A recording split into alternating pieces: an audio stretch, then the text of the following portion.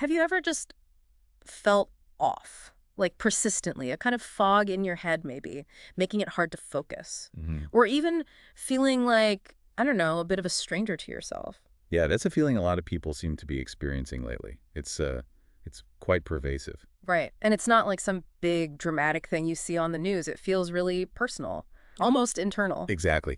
It's not an external crisis in the usual sense. It feels much more like a crisis of the self, quietly unfolding. Quietly, yeah. That's a good word. Like something's been subtly Hmm. chipping away, Hmm. maybe stealing little bits of memory, but so small you don't notice. Precisely. Not a sudden loss, but tiny fragments. Mm-hmm. Until one day you sort of look up and think, wait, who was I trying to be again? The thread feels That's lost. not a loud alarm, is it? More like a background hum you got used to. Or slow fade. A slow fade or a blur. Something that's been there so long it becomes part of the scenery. But it's actively rewriting your inner world. Dimming your own light, maybe.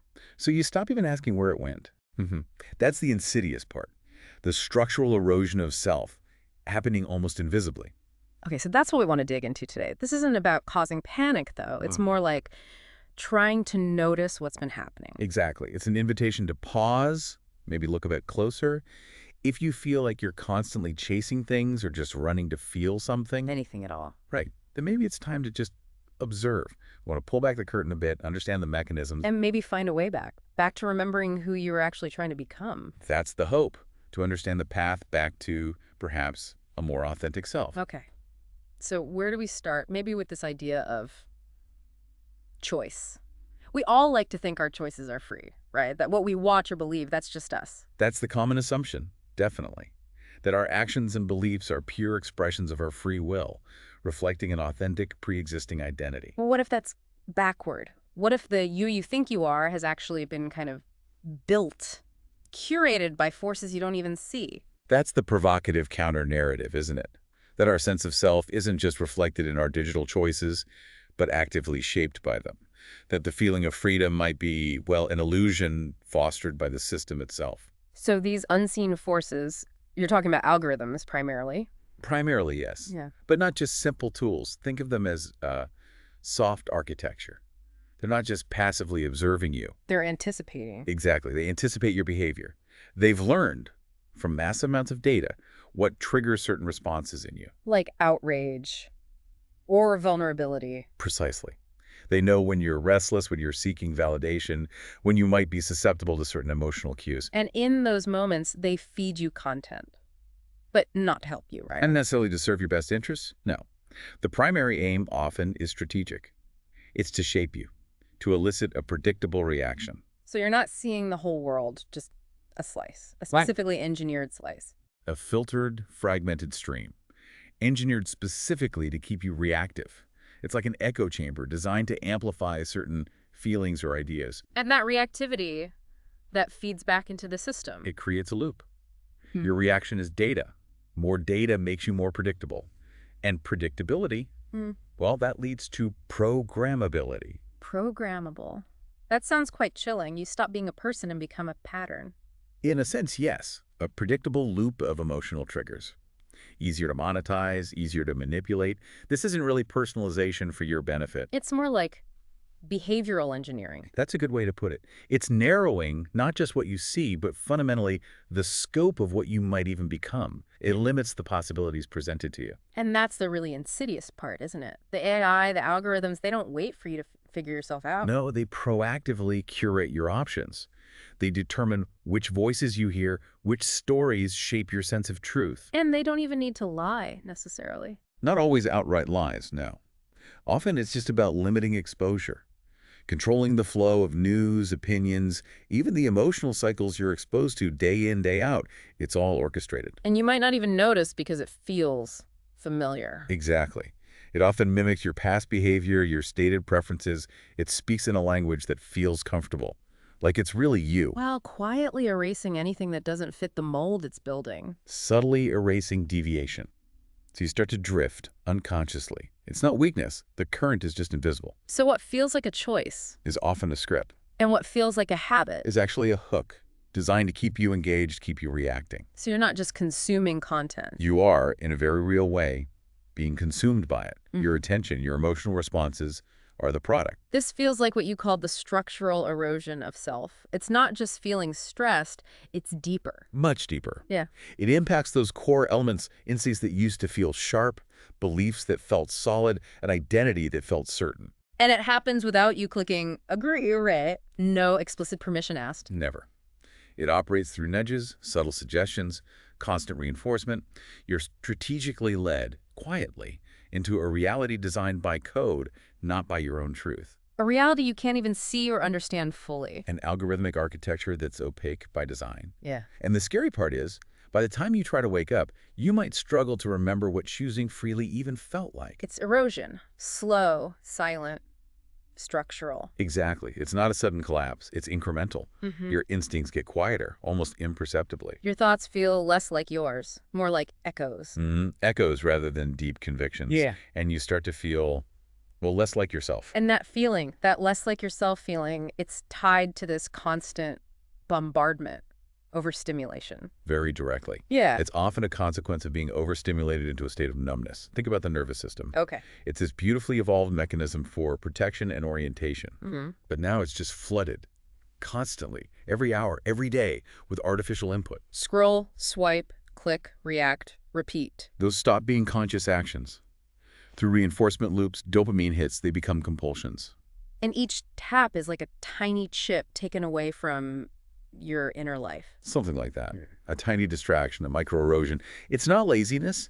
It's often a symptom of an overstimulated brain craving stillness but having lost the pathways to find it easily. Like being on fire, but the flames are invisible, burning under the surface. That's a powerful metaphor, yes.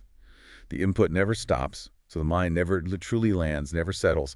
You might not notice it directly at first. But then it shows up in weird ways, like agitation for no reason. Unexplained agitation, yes. Or sometimes the opposite, profound apathy, swinging between those states. Anxiety Apathy and anxiety, often without clear external triggers. And the thought of silence. becomes unbearable. You reach for the phone in every tiny pause. Not because you need it, but because being alone with your thoughts, without distraction, feels almost intolerable. The capacity for quiet presence diminishes. Okay, so this overstimulation, it connects directly to memory, right? Cognitive drift. Absolutely. Neuroscience is pretty clear on this now. Without sustained periods of undistracted focus, what's sometimes called default mode network activity, the brain struggles to properly encode experiences into long-term memory. So experiences just wash over you, like disappearing ink. Exactly. They don't sink in. They don't anchor. You might try to recall a conversation from last week, and it's just blank. Or a feeling you had a few months ago, even if it felt huge at the time. It fades incredibly quickly. And this isn't just normal forgetfulness. It feels like your inner world is dissolving in real time. You're physically present, but not really alive in it. Like an observer of your own life rather than the protagonist experiencing it fully. And as that continues, the fog just gets thicker. Attention fragments, emotions get muted. And you might stop questioning why. You stop trying to reach inward, because feeling fully might mean confronting the depth of the numbness. But underneath that numbness, it's exhaustion. Deep exhaustion, often. Chronic overstimulation without integration. The system is running constantly, processing, but never synthesizing, never truly arriving at understanding. The brain wasn't built for this level of noise. And perhaps the soul, or whatever you want to call that core sense of self, wasn't designed to be this silent, this disconnected. Which brings us back to memory as the glue of identity. Precisely. Memory isn't just storage, it's how we build narrative, track who we are across time, carry meaning forward. And that's what's under siege. Not from trauma, maybe, but from distraction. Constant overstimulation, relentless distraction. A mind stretched so thin it can't hold on to what matters. When attention is fractured, the brain literally loses capacity to properly encode experiences. So the moment happened, but you didn't keep it. It passed through like vapor, didn't root itself, didn't become part of your story. So looking back over a year, it's just a blur. Maybe flashes, but no anchor. Often, yes. A blur, a vague sense of having been alive, but the details, the feelings, the meaning, it's gone. Slipped through your fingers. Don't recall what you were thinking, dreaming. Were you happy or just numb? That uncertainty itself is a symptom. This isn't just forgetfulness. It's what some psychologists call cognitive erosion.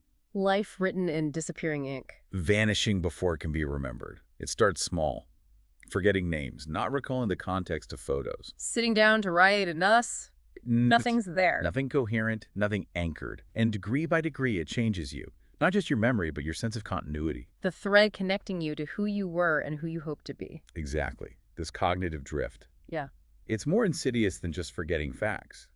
Because you don't just lose memory, you lose meaning. How so? How does fading memory lead to lost meaning? Well, when the memories fade, the story of your life starts to Yeah. collapse inward. You lose the reference points for what matters, what felt real, what shaped you. Ah, okay. Without those anchors, apathy sets in. A profound apathy can seep in, yes. Yeah.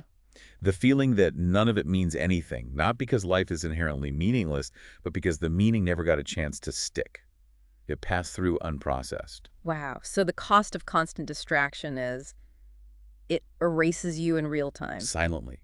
You become less the main character, more a detached witness to a life you barely recognize. You don't just forget moments, you forget who you were in those moments. That's the core of it. The way identity itself starts to dissolve. Not a dramatic collapse, but a quiet drift. You hardly notice it. Maybe you used to be really passionate about something. Intensely curious, deeply caring, maybe a bit fiery. And now those traits feel distant, like describing someone else. Exactly. You might say things like, I used to love that, or I don't know what happened to me, as if your story was rewritten behind your back. That is cognitive drift, and you said it's spiritual too. I think so, yes. Because when the memory of your true identity fades, that inherent sense of purpose, of meaning, diminishes alongside it. How does that manifest day to day? Subtly at first. You stop showing up for things that once lit you up. Postpone projects, skip calls. Say I'm tired without really knowing why. Right. You lose genuine interest in your own life. Not because you've fundamentally changed, but because something deep inside got buried under the noise. It's not that passions die, they just go silent. They go silent. Yeah. And in that silence, apathy spreads.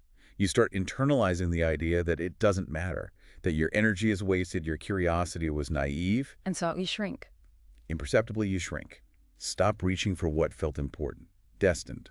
Eventually, you forget why you ever reached it all. That's the real glitch. Not the algorithms themselves, maybe, but the fading pulse inside. Fading pulse of the inner world, the part that had conviction, clarity, the part that could say, this is who I am and mean it. Because when that goes quiet, you're susceptible, not just to distraction, but replacement. Replacement, yes. When you forget who you are, the world, the digital world, especially gladly hands you a script, tells you who to be, what to want, what to fear. And the scary part is, it feels easier. It often feels easier than the hard work of remembering. Remembering takes effort, silence, space, things we're subtly taught to avoid or even fear. But okay, if you can still sense this loss, does that mean something's still there? Absolutely. That's the crucial point. If you sense the loss, if this resonates, it means something is still alive, still intact. The drift hasn't taken everything. The self isn't gone, just hidden. Hidden, yes. Waiting for you to pause long enough to remember it's there. This feeling we're describing, it's more than burnout. The words feel too small. Too small, too clinical.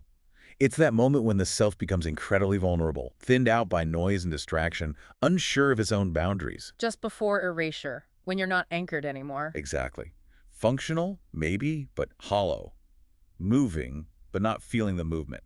Speaking, but the words lack internal resonance. And that's when you're most programmable. Precisely. When the internal compass fades, the external world rushes in with directions. Social media, trending topics, culture. They offer ready-made identities. Prepackaged narratives.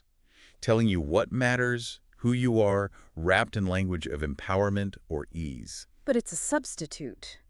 A mask. A replacement for the person you were before you stopped remembering. Yeah. And that's why this moment is dangerous. Vulnerability to being rewritten happens through silence, through forgetting. And if nothing interrupts that, you might not find your way back. It becomes harder and harder. The path gets overgrown. There's hope. If this resonates, if something's stirred. That's the glimmer. That's the proof. If you felt a pang, a tightening, a whisper of, that's me, then it hasn't taken everything. You're not lost. Because recognizing the erosion means something still remembers. And where there's memory, there's a way back. Yeah. It might be faint, an ember under ash, but it's there. That ember is sacred. Proof you haven't been fully rewritten. So don't panic. This is the beginning of return. Exactly. The moment you notice the fog, you've taken the first step through it. Engaging with this, feeling that ache that is the signal you're still present, remembering just enough to begin again. Okay, so the way back. It's not some huge instant transformation. Rarely. It usually starts quieter, Yeah. simpler, with something we're trained to ignore. Awareness. Just seeing the fog, Yeah. not fighting it. Just seeing it. Every time you automatically reach for the phone, notice. Scrolling mindlessly, notice. Hmm. Checking notifications like a nervous Vedic pause. Observe. Without judgment, Yeah. with curiosity. That's key. Observation without judgment is the beginning of freedom. When you perceive the trance, you're not fully in it anymore. You create space. Even a tiny bit of distance. And that space is power. The fog thrives in unconsciousness. Naming it, shining attention on it helps it dissolve. It's not about quitting everything. Not necessarily. It's about remembering your attention is valuable and you choose how to spend it, reclaiming that agency. Okay, step 1, awareness. What's next? You mentioned a mask? Step 2, dropping the mask. The social one. The curated identity for others, posts, tone, edited, presence. The one that whispers, only show what's acceptable. Right. The one built for protection that slowly starts to replace the real you. And it gets rewarded, right? Likes, applause, belonging. But the cost is your authentic voice. Exactly. So dropping it means risking discomfort, daring to say something real, maybe something you haven't even admitted to yourself. Like what kind of real? It doesn't have to be profound, just true, raw, maybe a little scary. I feel lost. I miss who I used to be. I don't know what I want. Say it how to who? To a mirror, a trusted friend, or private journal. The how matters less than the act itself, piercing the performance, reaching for something real. Because only truth guides you back. And no one else can say it for you. That moment the performance drops, and something unpolished, truly yours comes out. That's the first breath of the real you. The one behind the fog. The one who never disappeared. Okay. Awareness, dropping the mask.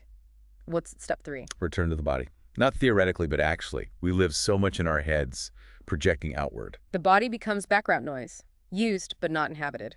All right, so come back. Feel your feet on the floor, the pressure, the texture. Feel the air in your lungs, the expansion, contraction. Put a hand on your chest and just breathe. Just breathe. Like it's your only job, no agenda. The body holds wisdom interoception that the mind often forgets or overrides. Tuning in tells you what hurts, what matters, what you've been avoiding. Exactly. Listening, not to fix it, but just to hear it. It reminds you.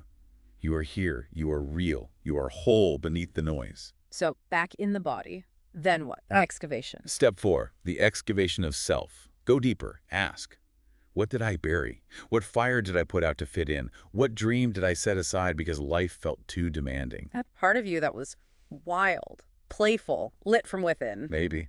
The part that painted for hours, sang loudly, built strange things just because it mattered to you. For its own sake. No audience needed. That version isn't gone, just exiled, banished by distraction, buried by demands for productivity, but not extinguished. So, find it. Just a flicker. One small act of rebellion against the numbness.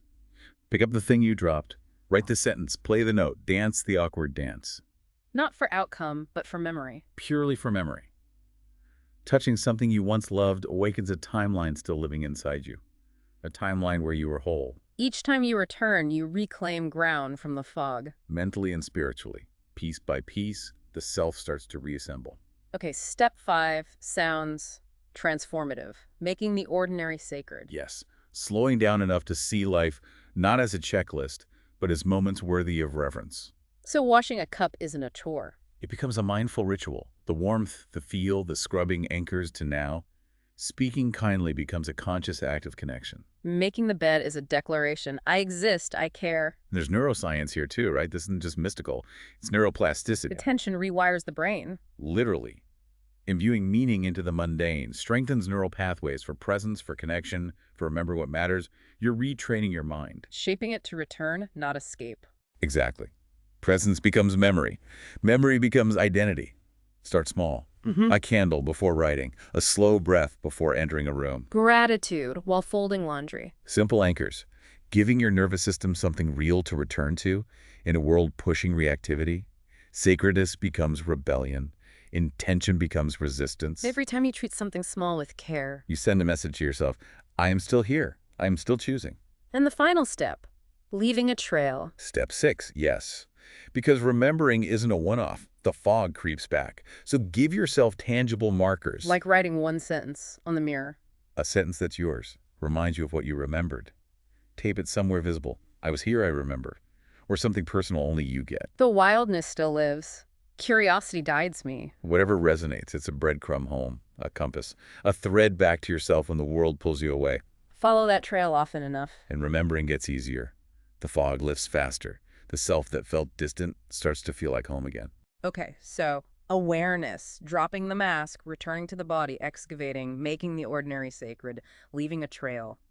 Now, the deeper questions. Yes. Once you started clearing the fog, ask the harder questions. What parts of me have I already forgotten? Not tasks, but aspects of being. Qualities that felt essential. Creativity, compassion, irreverence. The things that made you feel unmistakably you. And what instincts went quiet? Why did they recede? Were you once intuitive, spontaneous, bold? Do those feel like they belong to someone else now? And what dreams grew small? Not because they were impossible, but because the world said they were naive. These aren't for quick answers. They're meant to stir things up. To linger. To disrupt the numbness with memory. To understand not just what was forgotten, but why it mattered. Why you cared. Why you fought. Because identity doesn't collapse suddenly, but through small compromises. Silent compromises. Stop listening to your gut. Stop speaking out. Say, I'm fine. Let days pass without asking if they belong to you.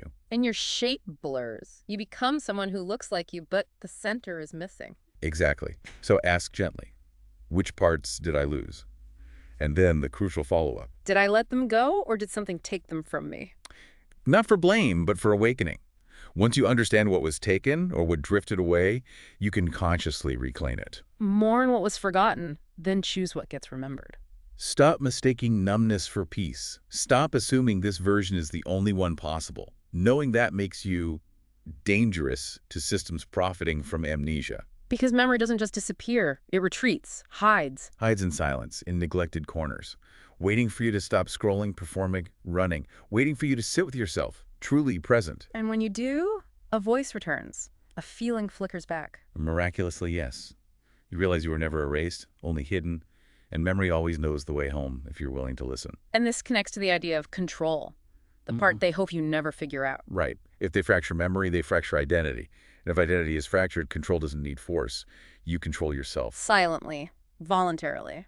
That's the blueprint, the real architecture. It's not just stealing data, it's stealing your story. When memory fades, passions dim, instincts quiet, you become programmable. You'll believe the story they hand you about happiness, worth, history. You convince yourself it was always this way. You accept numbness as normal, wear the cage-like comfort as freedom. Because you've forgotten anything existed outside it. It's the oldest form of power.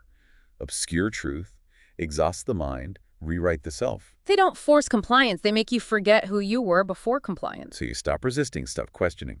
Scroll past injustice, nod along, lose your fire, until your thoughts don't feel like yours. Not because they're unfamiliar, but because they were placed there, fed to you. Personalized, optimized, repeated, until they became indistinguishable from your own voice. But behind all that, you are still there. Untouched, unbroken, never fully erased, just disconnected, buried, maybe deeply. You don't need a guru or a system or rescuing. You just need to remember. Remember what they worked so hard to make you forget. Your thoughts aren't their territory. Your mind isn't their playground. Your attention isn't their currency, unless you give it. Exactly. Memory is the map back. Your will, your intention, is the weapon against erosion. Your sense of self is not theirs to edit. You're still the author. You hold the pen. And remembering that shifts everything. So if this resonated, if something stirred or caught in your throat. That wasn't us waking you up, that was you. Something ancient, untouched inside, reached for the light. We just pointed to it, reminded you it never left. It's the part that refuses programming, refuses optimization, stronger than you imagine. This journey isn't self-improvement. It's self-recovery. You weren't broken, just buried. Buried under expectations, algorithms, scrolling, noise. But now you know the way out, and you can't unknow it. That's the danger of awakening. It makes the old way feel unbearable. You see the script. You see how you were led, stayed silent, agreed to things that weren't yours. It might hurt. But that realization sets you free. Because now you choose. Reclaim your mind, time, in a fire. So the final ask isn't to fix everything overnight. Just one thing. Right. Remember. Remember what genuinely matters to you. Yeah. Remember who you were before the fog, the fatigue, the editing. Because that inner knowing is the foundation. And when you remember, you reconnect. rebuild, rewrite your life from a place they can't touch. They'll try to pull you back, though. Distraction, fear, comfort. Absolutely. Don't go back. Don't go numb. Don't fall asleep again. You've come too far, Yeah. seen too much, felt too deeply. Stay awake. Stay aware. Let presence be disruption. Let clarity be contagious. Yes.